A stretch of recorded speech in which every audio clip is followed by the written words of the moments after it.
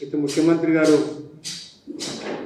ఎన్నికలప్పుడు ఏదైతే ఎన్నికలప్పుడు ఎలక్షన్ల కొరకు ఓట్ల కొరకు ఏ విధంగా మాట్లాడినాడో ఇప్పుడు కూడా అదే విధంగా మాట్లాడుతూ ఉన్నాడు పార్టీలను ఉద్దేశించి. అయిపోయింది, ఎన్నికలు అయిపోయిన తర్వాత వాళ్ళు అధికారంలోకి వచ్చినారు. అధికారంలోకి వచ్చిన తర్వాత వాళ్ళు ఏదైతే కార్యక్రమాలు చేస్తున్నారో ఆ కార్యక్రమాలను ప్రజలకు అందే విధంగా, ప్రజలకు సక్రమంగా అందుతున్నాయా లేదా అనేది చూడవలసిన బాధ్యత వారి మీద ఉంది, వారు చేయాల్సిన అవసరం కూడా ఉంది. అది మానేసి భారతీయ జనతా పార్టీ ఏం చేయలేదు, ఏం చేస్తలేదు అని చెప్పడం సరికాదు. గతంలో ఉన్న ప్రభుత్వం కూడా చేవెళ్లను సెంటిమెంట్గా తీసుకొని ఆనాడు కాంగ్రెస్ పార్టీలో రాజశేఖర రెడ్డి గారు కానీ, తర్వాత కిరణ్ కుమార్ రెడ్డి గారు కానీ, కేసీఆర్ గారు కానీ, దాని తర్వాత ఇలా మరి రేవంత్ రెడ్డి గారు కానీ కేవలం చేవెళ్ల కాన్స్టిట్యున్సీని ఒక సెంటిమెంట్కి వాడుకొని ఓట్లు దండుకున్న తర్వాత ఏ కార్యక్రమాలు కూడా చేపట్టలేదు. ఇలా తెలంగాణ వ్యాప్తంగా మనం చూసినట్టుంటే అక్కడక్కడ జిల్లాల ప్రాజెక్టులు ఇటు కృష్ణా మీద కానీ అటు గోదావరి మీద కానీ నిర్మాణం జరిగిన ప్రాజెక్టులలో చేవెళ్ల కాన్స్టిట్యున్సీకి రంగారెడ్డి జిల్లాకి ఈ రోజు వరకు కూడా ఒక ఇంచు కూడా సర్ఫేస్ వాటర్ ఇవ్వకపోగా రంగారెడ్డి జిల్లాలో ఉన్న భూములన్నీ అమ్మి ప్రభుత్వ ఉద్యోగాలకు జీతాలు ఇచ్చుడు, హైదరాబాద్లో డెవలప్మెంట్ చేసుడు, గతంలో రాజశేఖర రెడ్డి గారు ఇడుపులపాయకు తీసుకుపోవడం, ఇలాంటి కార్యక్రమాలు చేసింది తప్ప ఎక్కడ కూడా చేవెళ్ళకి న్యాయం జరగలేదు ఈ రోజు వరకు. గత ఎంపీ టీఆర్ఎస్లో ఎంపీ ఉన్న రంజిత్ రెడ్డి గారు చేవెళ్ళలో ఈ రోజు వరకు కూడా కేంద్రం నుండి ఒక రోడ్లు తీసుకురాలేదు, ఒక ప్రాజెక్టు తేలేదు, ఒక రూపాయి పని చేయలేదు.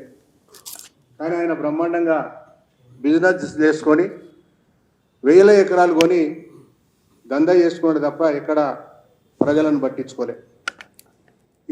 ఈరోజు జిల్లాలో రోడ్లు అధ్వానంగా ఉన్నాయి.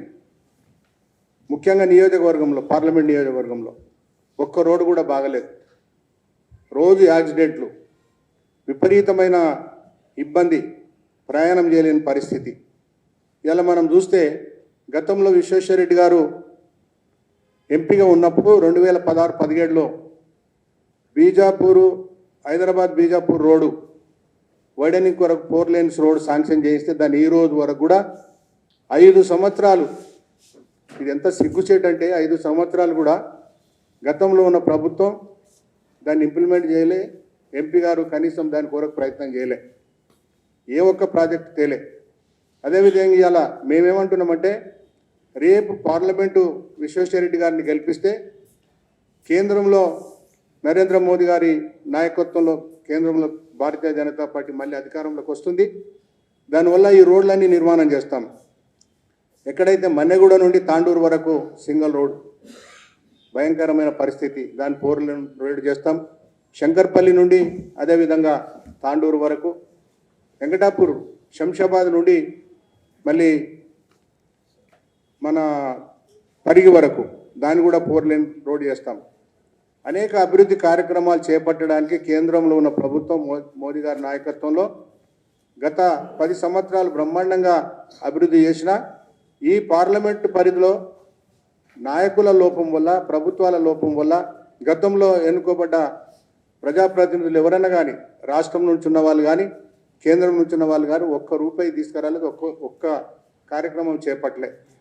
అందుకనే మేము ఒకటి అడుగుతున్నాము, ఇలా వాళ్లకు ఓట్లు అడిగే నైతిక హక్కు లేదు. మేము ఖచ్చితంగా చెప్తా ఉన్నాం, చేవెళ్ల పార్లమెంట్ ప్రజలు ఇటు కాంగ్రెస్ పార్టీకి కానీ అటు మరి టీఆర్ఎస్కి కానీ ఓట్లు అడిగే నైతిక హక్కు లేదు. ఎందుకంటే ఈ 10 సంవత్సరాలు ఏ ఒక్క పని కూడా చేయలేదు.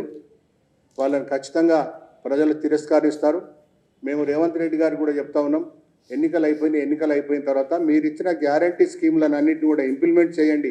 ఇంప్లిమెంట్ చేస్తే తప్పకుండా ప్రజలు మిమ్మల్ని మరి చేరదీస్తారు, ప్రజలు మీకు దగ్గర అవుతారు. అవి చేయకుండా ఇంకా రాజకీయాలే మాట్లాడడం సమంజసం కాదని నేను చెప్తాను.